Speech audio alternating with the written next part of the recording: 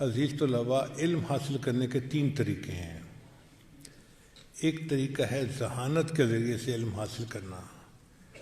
جو طالب علم بڑا ذہین ہو، آئی کیو لیول بہت اچھا ہو، تو وہ استاد سے بہت جلدی علم سیکھ لیتا ہے۔ عبارتیں اس کو یاد ہو جاتی ہیں، فر پڑھتا ہے، ہر سوال کا جواب دیتا ہے، نکتے سمجھتا ہے۔ تو ذہانت کے ذریعے سے انسان علم حاصل کر لیتا ہے۔ مگر ذہانت کے ذریعے سے جو علم حاصل ہوتا ہے اس میں عبارتیں تو یاد ہوتی ہیں، عبادتیں یاد نہیں ہوتی۔ جو جذبہ ہوتا ہے نا عبادت کا، وہ حاصل نہیں ہوتا۔ صرف دماغ کی علم ہوتا ہے، معلومات کی حد تک علم ہوتا ہے۔ وہ علم آگے جسم پر نہیں ظاہر ہوتا، چونکہ جسم کے اعضاء کے تابع ہیں۔ دل میں اثرات نور ہے نہیں تو پھر اس کا اثر کیسے ہو؟ دوسرا علم حاصل کرنے کا طریقہ عبادت ہے۔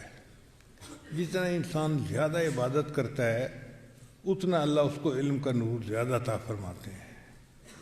چنانچہ حدیث پاک میں آتا ہے کہ جو مرد اپنی نگاہوں کو غیر محرم سے بچاتا ہے، من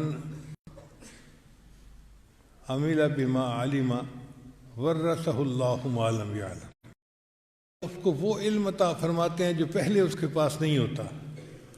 اب یہ علم چونکہ اللہ عطا فرما دیتے ہیں تو اس علم کا نور نصیب ہو جاتا ہے۔ اس لیے یہ نور اس بندے کو عمل کی توفیق دے دیتا ہے اور بندے کے عمل میں اضافہ ہو جاتا ہے۔ اور ایک تیسرا طریقہ علم حاصل کرنے کا، اس کو کہتے ہیں گناہوں سے بچنا، تقوی اختیار کرنا۔ اللہ تعالیٰ قرآن مجید میں فرماتے ہیں واتقوا اللہ ویعلمکم اللہ، اور اللہ سے ڈرو، اللہ تمہیں علم عطا کرے گا۔ تو جو انسان گناہوں سے بچتا ہے اس کو اللہ علم عطا فرما دیتا ہے، اور یہ علم جو ہے یہ اپنے نور کے ساتھ بندے کو ملتا ہے۔ تو 3 طرح سے انسان علم حاصل کرتا ہے۔ ذہانت کے ذریعے سے، مگر وہ معلومات ہوتی ہیں۔